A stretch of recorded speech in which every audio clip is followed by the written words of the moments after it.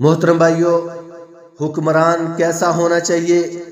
ایسا نہیں ہونا چاہیے کہ آج کی طرح ہماری محبتیں اس طرح ہو جائیں کہ ایک کو ہم بہت ہی خوش اسلوبی کے ساتھ نوازتے ہیں اور دوسرے کی ہم تذلیل کرتے رہتے ہیں۔ اور نہیں بھائیوں، حکمران ہو تو ایسا ہو جو اللہ کو بھی پسند ہو۔ آپ صلی اللہ علیہ وسلم کیسے حکمران تھے، اس کے اوصاف کیا ہوتے ہیں؟ حکمران کے اوصاف سن لیجئے۔ فیصلہ اللہ کے قانون کے مطابق کرنے والا حکمران ہونا چاہیے۔ آپ صلی اللہ علیہ وسلم کے مطابق آج انشاءاللہ تعالی میں حکمران کے متعلق آپ کے سامنے باتیں کروں گا۔ آپ صلی اللہ علیہ وسلم کا نظام میں عدل کیسا تھا؟ آپ صلی اللہ علیہ وسلم عہدے اور مناسب صرف اہل اور ذمہ دار شخص کا حق ہے۔ آپ صلی اللہ علیہ وسلم اعمال حکومت کا محاسبہ کیسے فرمایا کرتے تھے؟ آپ صلی اللہ علیہ وسلم غریبوں کی خصوصی دیکھ بھال فرمایا کرتے تھے۔ آپ صلی اللہ علیہ وسلم کے دروازے صرف ضرورت مندوں کے لیے کھلے رہتے۔ آپ صلی اللہ علیہ وسلم عوام کے حالات کا جائزہ لیتے اور دکھ درد میں شریک ہوتے۔ آپ علیہ الصلوۃ والسلام رعایا کی کڑی نگرانی فرماتے اور ان کا خیال رکھا کرتے تھے۔ آپ علیہ الصلوۃ والسلام عوام پر سختی نہ فرمایا کرتے تھے۔ آپ صلی اللہ علیہ وسلم عوام سے دھوکہ نہ کرتے، خیر خواہی کا معاملہ رکھتے۔ نبی مکرم صلی اللہ علیہ وسلم ملک کے حقیقی محافظ تھے۔ محترم بھائیوں، آج انشاءاللہ تعالی میں ایک حاکم کی اصلیت بیان کروں گا کہ حکمران کس طرح کا ہونا چاہیے۔ آج کے خطبہ کے اندر انشاءاللہ تعالی آپ علیہ الصلوۃ والسلام کی حکمرانی کے متعلق میں مکمل اور ڈیٹیل کے ساتھ بیان کروں گا۔ میری پوری بات کو سنیں اور اپنے دوستوں تک شیئر کر دیں، کیونکہ آج ہماری محبتیں جس طرح کی ہو چکی ہیں، یقیناً اس طرح کی سچی محبتیں ہیں یا کہ یہ ہماری محبتیں ہی جھوٹی ہیں۔ جیسا کہ فیصلہ اللہ کے قانون کے مطابق اللہ تعالیٰ نے انبیاء کرام کو مبعوث ہی اس لیے فرمایا تاکہ وہ اس زمین پر اللہ کے قانون کو نازل کر سکیں۔ جیسا کہ اللہ تعالیٰ کا ارشاد ہے سورۃ مائدہ کے اندر 48 نمبر آیت میں اللہ تعالیٰ نے فرمایا وَأَنزَلْنَا إِلَيْكَ الْكِتَابَ بِالْحَقِّ مُصَدِّقًا لِمَا بَيْنَ يَدَيْهِ مِنَ الْكِتَابِ وَمُهَيْمِنًا عَلَيْهِ فَاحْكُم بَيْنَهُم بِمَا أَنزَلَ اللَّهُ وَلَا تَتَّبِعْ أَهْوَاءَهُمْ۔ ہم نے آپ صلی اللہ علیہ وسلم کی طرف کتاب نازل کی ہے حق کے ساتھ، جو تصدیق کرنے والی ہے۔ اپنے سے پہلی کتابوں کی اس نگرانی ہے، ان کے درمیان فیصلہ کریں اس کے مطابق جو اللہ نے نازل کیا ہے اور ان کی خواہشات کی پیروی نہ کریں۔ تو محترم بھائیوں، رسول اکرم صلی اللہ علیہ وسلم نے ساری زندگی رب تعالیٰ کی قوانین کے بالادستی میں گزاری۔ جو رب کا حکم ہوتا وہی پیغمبر کا ارشاد ہوتا ہے۔ آپ صلی اللہ علیہ وسلم کی کوئی بات، کوئی حکم اور کوئی فیصلہ مرضی الہی کے بغیر نہ ہوتا تھا۔ اس کی ایک مثال میں آپ کے سامنے رکھتا ہوں۔ سیدنا ابو ہریرہ رضی اللہ تعالی عنہ اور زید بن خالد رضی اللہ تعالی عنہ فرماتے ہیں کہ ہم نبی کریم صلی اللہ علیہ وسلم کے پاس تھے تو ایک صاحب کھڑے ہوئے اور کہا میں آپ کو اللہ کی قسم دیتا ہوں، آپ ہمارے درمیان اللہ کی کتاب سے فیصلہ کریں۔ اس پر اس کا مقابل بھی کھڑا ہو گیا اور وہ پہلے سے زیادہ سمجھدار تھا۔ پھر اس نے کہا کہ واقعی آپ ہمارے درمیان کتاب اللہ سے ہی فیصلہ کیجئے اور مجھے بھی گفتگو کی اجازت دیجئے۔ آپ صلی اللہ علیہ وسلم نے فرمایا کہ کہو۔ اس شخص نے کہا کہ میرا بیٹا اس شخص کے یہاں مزدوری پر کام کرتا تھا، پھر اس نے اس کی عورت سے زنا کر لیا، میں نے اس کے فدیے میں اسے 100 بکریاں اور ایک خادم دیا۔ پھر میں نے بعض علم والوں سے پوچھا تو انہوں نے مجھے بتایا کہ میرے لڑکے پر 100 کوڑے اور 1 سال شہر بدر ہونے کی حد واجب ہے۔ آپ صلی اللہ علیہ وسلم نے اس پر فرمایا والذی نفسی بیدہ، اس ذات کی قسم جس کے ہاتھ میں میری جان ہے، میں تمہارے درمیان کتاب اللہ ہی کے مطابق فیصلہ کروں گا، 100 بکریاں اور خادم تمہیں واپس ہوں گے، اور تمہارے بیٹے کو 100 کوڑے لگائے جائیں گے، اور 1 سال کے لیے اسے جلا وطن کیا جائے گا۔ اور اے انیس، صبح کو اس کی عورت کے پاس جانا، اگر وہ زنا کا اقرار کر لے تو اسے رجم کر دو۔ چنانچہ وہ صبح کو اس کے پاس گئے اور اس نے اقرار کر لیا اور انہوں نے اس کو رجم کر دیا۔ یہ صحیح بخاری کے اندر 6827 نمبر روایت ہے۔ اس سے معلوم ہوا کہ سیرت النبی صلی اللہ علیہ وسلم کو اگر ایک حاکم کے روپ میں رکھا جائے تو اس سے یہ سبق بھی لینا چاہیے کہ جیسے رسول اللہ صلی اللہ علیہ وسلم نے رب کے نظام کو اس دنیا میں رائج کیا، ہمیں بھی حد الوسع اس کی پیروی کرنے کی ضرورت ہے، تبھی ہم سیرت کے سروشن پہلو پر عمل پیرا ہو سکتے ہیں۔ تو محترم بھائیو، اس کے ساتھ دوسری بات میں آپ کے سامنے عرض کرنا چاہتا ہوں کہ آپ صلی اللہ علیہ وسلم کا نظام عدل کس طرح کا تھا۔ سماجی معاملات کے سلسلے میں تعلیمات نبوی صلی اللہ علیہ وسلم کا بنیادی اصول یہ ہے کہ معاشرے کے افراد برابر کے حقوق کے مالک ہوں اور ان کے درمیان تباہ کن اختلافات بالکل پیدا نہ ہوں۔ اگر یہ پیدا بھی ہو جائیں تو ترقی نہ کریں۔ رسول اللہ صلی اللہ علیہ وسلم نے سزا کو معاشرے میں نظم و ضبط برقرار رکھنے کے ذریعے کے طور پر استعمال کیا۔ خوف و سزا کا محرک فرد کو منفی افعال سے باز رکھتا ہے۔ انسان کی عظمت اسی میں سے ہے کہ وہ سزا کے خارجی محرک کے بغیر درست طرز عمل اختیار کرے۔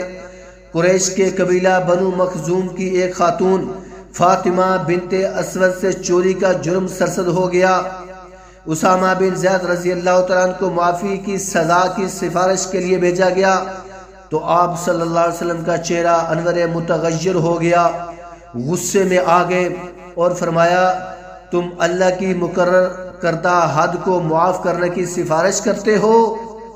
اور پھر خطبہ ارشاد فرمایا، اما بعد فإنما ہلک الناس قبلکم، کہ اس کے بعد اے لوگوں، تم سے پہلے لوگ اس بنا پر، اس بنیاد پر تباہ ہوئے کہ جب ان میں کوئی طاقتور شخص چوری کرتا تو اس کو چھوڑ دیتے، اور جب کوئی کمزور شخص چوری کرتا تو اس پر حد نافذ کر دیتے۔ قسم اس ذات کی جس کے ہاتھ میں محمد صلی اللہ علیہ وآلہ وسلم کی جان ہے، اگر بالفرض فاطمہ بنت محمد صلی اللہ علیہ وآلہ وسلم چوری کرتی تو میں اس کا بھی ہاتھ کاٹ دیتا۔ پھر رسول اللہ صلی اللہ علیہ وسلم نے اس عورت کا ہاتھ کاٹنے کا حکم دیا، اس کا ہاتھ کاٹ دیا گیا، لیکن اس کے بعد اس نے بہت اچھی توبہ کر لی۔ عائشہ رضی اللہ تعالیٰ عنہا فرماتی ہیں، اس کے بعد وہ میرے پاس آیا کرتی تھی اور میں اس کی گزارشات اور ضروریات رسول اللہ صلی اللہ علیہ وسلم کی خدمت میں پیش کیا کرتی تھی۔ یہ سنن نسائی کے اندر صحیح روایت ہے، 4903 نمبر حدیث ہے۔ تو محترم بھائیو، تاریخ اس قدر عدل و انصاف کی نظیر نہیں مل سکتی۔ سیرت کے اس پہلو پر عمل پیرا ہونے کے لیے ضروری ہے کہ ہم جہاں جہاں ہیں اپنی استطاعت اور وسعت کے مطابق نظام عدل قائم کریں۔ یقین کرو یہ حکمرانوں کا کام ہے، یہ عدل انصاف پیدا کرنا، یہ عوام کے اندر انصاف کو لے کے آنا، نہ کہ جماعتوں کے نام تحریک انصاف رکھ دینا۔ اور محترم بھائیوں، جتنی بھی جماعتیں ہیں، میں کسی کے اوپر یہ بات نہیں کرنا چاہتا، میں سب کو کہنا چاہتا ہوں، اگر آپ نے حکمران بننا ہے تو پھر حکمرانی سیکھیے۔ وہ کس سے سیکھیے؟ وہ پیغمبر محمد صلی اللہ علیہ وسلم سے سیکھیے۔ اس کے بعد عہدے اور مناسب صرف اہل اور ذمہ دار شخص کا حق ہے، یہ نہیں ہونا چاہیے۔ ہمیں اپنی مرضی کے مطابق عہدے دینے چاہیے، ہم اپنی مرضی کے مطابق ہی چیف آف آرمی سٹاف کو منتخب کریں، ہم اپنی مرضی کے مطابق ہی سارے معاملات پاکستان کے چلاتے رہیں۔ اور نہیں محترم بھائیوں، جو بھی بندہ عہدے کا اہل ہوگا اس کو عہدہ دیا جائے۔ یقیناً یہ اسلام ہے، یہ دینی تعلیمات ہیں۔ رسول اللہ صلی اللہ علیہ وسلم ہمارے حکمران جیسے تو نہیں تھے، کہ عہدے اور مناسب محض اپنے عزیز و اقربا میں تقسیم فرما دیتے، بلکہ آپ صلی اللہ علیہ وسلم نے ان عہدوں کے لیے قابلیت اور کردار کو معیار بنایا، اور جو اس معیار پر پورا اترتا اسے کوئی عہدہ سونپتے۔ عہد نبوی صلی اللہ علیہ وسلم سے اس کی ایک مثال پیش خدمت کرتا ہوں۔ ابو ذر رضی اللہ تعالیٰ عنہ سے روایت ہے کہ انہوں نے نبی اکرم صلی اللہ علیہ وسلم سے پوچھا، آپ مجھے کیوں کسی سرکاری کام پر نہیں لگاتے؟ فضرب بیدہ علی منکبی، تو رسول اللہ صلی اللہ علیہ وسلم نے میرے کندھوں کے درمیان ایک ضرب لگائی اور فرمایا، اے ابو ذر، تم ایک کمزور آدمی ہو، اور یہ عہدے قیامت میں حسرت ندامت کا سبب ہوں گے، سوائے اس کے جس نے اسے حق کے ساتھ لیا، اور جو ذمہ داریاں اس پر ڈالی گئی تھیں وہ اس نے ادا کر دیں۔ یہ صحیح مسلم کی روایت ہے، 1825 نمبر حدیث ہے۔ تو محترم بھائیو، یہ بات یاد رکھنا، جس کو عہدہ دیا جائے یا جس کو عہدہ مل جائے وہ یہ بات نہ سوچے نہ سمجھے کہ مجھ سے کل قیامت والے دن سوال نہیں ہوگا۔ اور محترم بھائیو، جس بھی بندے کو جس بھی کام کے لیے منتخب کیا گیا ہو، اگر اس نے صحیح طریقے سے اس کو چلایا نہیں ہے تو کل اس کی پکڑ ضرور ہوگی۔ آج سے ہی ہوش کے ناخن لے لیں۔ آج ہم اپنی کرسی کی حوث کی خاطر تو سارا کچھ کر بیٹھتے ہیں، نہ ہم پیسے کو دیکھتے ہیں کہ کہاں استعمال صحیح کرنا ہے، اور نہ ہم اپنے عزیز و اقربا کو دیکھتے ہیں، نہ ہم اس بندے کے اہل کو دیکھتے ہیں کہ اس کام کا اہل کون تھا۔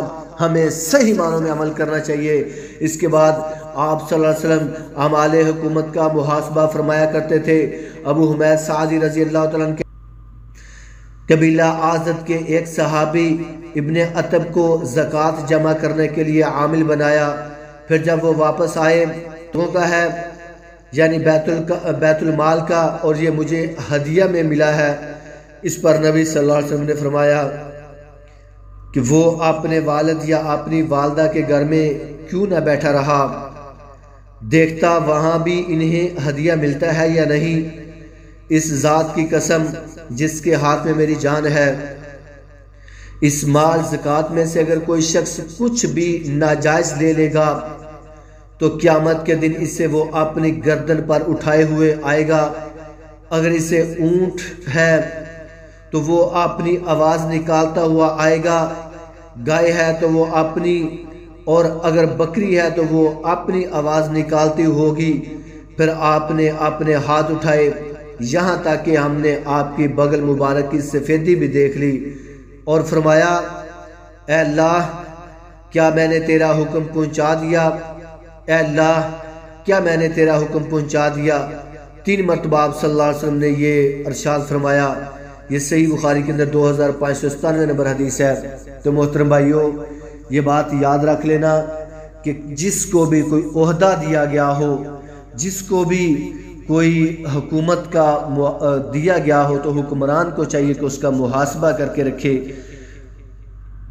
اس کا مطلب یہ ہوا کہ مدینے کی ریاست اور مدینے کا نام لینے والوں کو ہوش کے ناخن لینے چاہیے، اور اعمال میں جو شخص غلطی کا مرتکب ہوتا ہے اس کا محاسبہ کرنا چاہیے۔ رسول اللہ صلی اللہ علیہ وسلم کا یہی طریقہ تھا۔ آپ صلی اللہ علیہ وسلم اپنے ماتحت ذمہ دار افراد کا محاسبہ کرتے اور انہیں تنبیہ کرتے رہتے تھے، کیونکہ یہ محاسبہ بہت بڑی چیز ہے۔ میں تمام دوستوں کو یہ بتا دینا چاہتا ہوں، یہ تمام دوست میری بات کو جو سن رہے ہیں، کہ اپنا محاسبہ ضرور کیا کرو۔ صبح سے لے کے شام تک اپنا محاسبہ کیا کرو کہ میں نے صبح سے لے کے شام تک کیا کام کیا ہے، مجھ سے کیا غلطی سرزد ہوئی ہے، تو اس کی معافی بھی مانگا کرو۔ اور اس کے بعد اہم بات، آپ صلی اللہ علیہ وسلم غریبوں کی خصوصی دیکھ بھال فرمایا کرتے تھے۔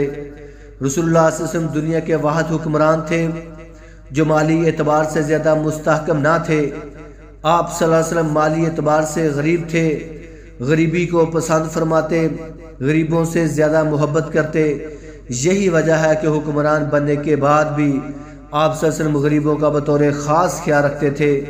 اس کی 2 مثالیں میں پیش کرتا ہوں۔ نمبر 1، سیدنا جبیر بن مطعم رضی اللہ تعالیٰ عنہ فرماتے ہیں کہ وہ رسول اللہ صلی اللہ علیہ وسلم کے ساتھ چل رہے تھے، آپ کے ساتھ اور بہت سے صحابہ بھی تھے، وادی حنین سے واپس تشریف لا رہے تھے کہ کچھ بدھو لوگ آپ صلی اللہ علیہ وسلم سے لپٹ گئے اور بالآخر آپ کو مجبور ایک بوبل کے درخت کے پاس جانا پڑا۔ وہاں آپ کی چادر مبارک بوبل کے کانٹے میں الجھ گئی تو ان لوگوں نے اس سے لے لیا تاکہ جب آپ صلی اللہ علیہ وسلم انہیں کچھ عنایت فرمائیں تو چادر واپس کر دیں گے۔ بہرحال آپ صلی اللہ علیہ وسلم وہاں کھڑے ہو گئے اور فرمایا میری چادر مجھے دے دو، اگر میرے پاس درخت کے کانٹوں جتنے بھی اونٹ بکریاں ہوتی تو میں تم میں تقسیم کر دیتا، مجھے تم بخیل نہیں پاؤ گے اور نہ جھوٹا اور نہ بزدل پاؤ گے۔ یہ صحیح بخاری کے اندر 2821 نمبر روایت ہے۔ اور دوسرا واقعہ، آپ صلی اللہ علیہ وسلم کی غریبی کے ساتھ شفقت اس بات سے بھی معلوم کی جا سکتی ہے کہ اگر کوئی غریب شخص فوت ہو جاتا اور اس کے ذمہ دار کوئی قرض ہوتا اور آپ صلی اللہ علیہ وسلم کے پاس بھی پیسے موجود ہوتے تو آپ صلی اللہ علیہ وسلم اپنی طرف سے ادائیگی فرما دیتے اور اس کی نماز جنازہ پڑھاتے۔ تو محترم بھائیوں، اگر کوئی بھی آپ کے آس پاس یا رشتہ دار کوئی فوت ہو جائے، اس کے اوپر پیسے ہوں، اس کے اوپر قرض ہو، تو یقین کرو اسوہ حسنہ کو اپنانا چاہیے، اس کے اوپر بوجھ نہیں رہنے دینا چاہیے۔ جیسا کہ سیدنا ابو ہریرہ رضی اللہ تعالیٰ عنہ فرماتے ہیں کہ رسول کریم صلی اللہ علیہ وسلم کے پاس جب کسی ایسی میت کو لایا جاتا جس پر کسی کا قرض ہوتا تو آپ صلی اللہ علیہ وسلم فرماتے کہ کیا اس نے اپنے قرض کے ادا کرنے کے لیے بھی کچھ چھوڑا ہے؟ پھر اگر کوئی آپ کو بتا دیتا کہ ہاں اتنا مال ہے جس سے قرض ادا ہو سکتا ہے تو آپ صلی اللہ علیہ وسلم اس کی نماز پڑھاتے، ورنہ آپ صلی اللہ علیہ وسلم مسلمان ہی میں سے فریاد کرتے، فرما دیتے کہ اس سے کہ اپنے ساتھی کی نماز پڑھ لو۔ پھر جب اللہ تعالیٰ نے آپ صلی اللہ علیہ وسلم پر فتح کے دروازے کھول دیے تو آپ صلی اللہ علیہ وسلم نے فرمایا کہ میں مسلمانوں کا خود ان کی ذات سے بھی زیادہ مستحق ہوں، اس لیے اب جو بھی مسلمان وفات پا جائے اور وہ مقروض رہا ہو تو اس کا قرض ادا کرنا میرے ذمے ہے، اور جو مسلمان مال چھوڑ جائیں وہ اس کے وارثوں کا حق ہے۔ یہ صحیح بخاری کے اندر 2298 نمبر روایت ہے۔ تو محترم بھائیوں، آپ بھی ضرور خیال کیا کرو اپنے رشتہ داروں کا، یہ اصل حکمران کی ذمہ داریوں میں سے ہے۔ اصل حکمران اس طرح کا ہونا چاہیے۔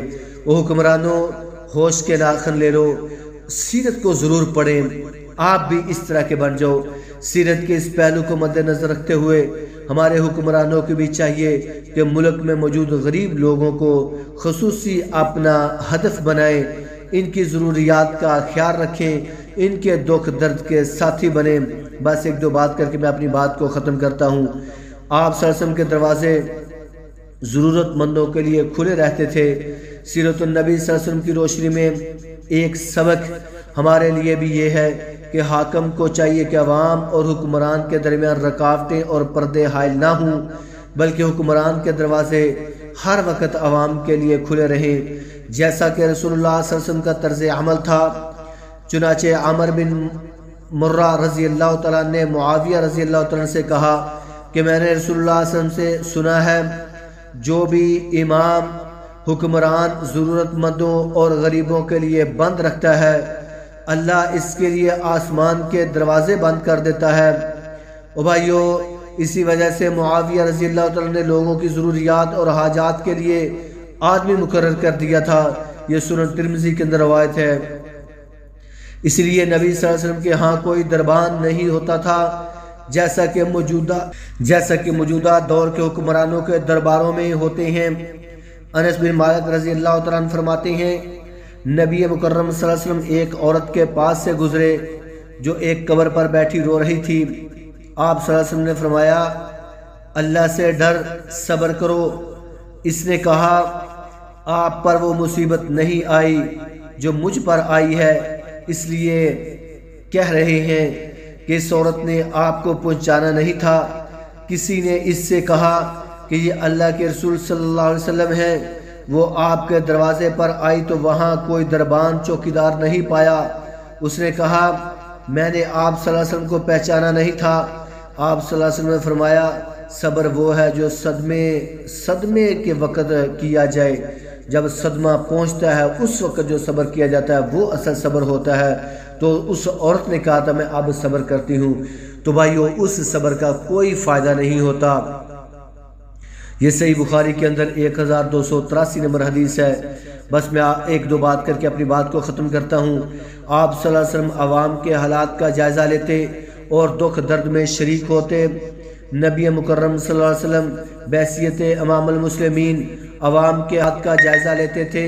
انس بن مالک رضی اللہ تعالیٰ عنہ فرماتے ہیں رسول اللہ صلی اللہ علیہ وسلم مریضوں کی عیادت کرتے تھے، جنازے میں جاتے، عام لوگوں کی دعوت قبول فرماتے تھے۔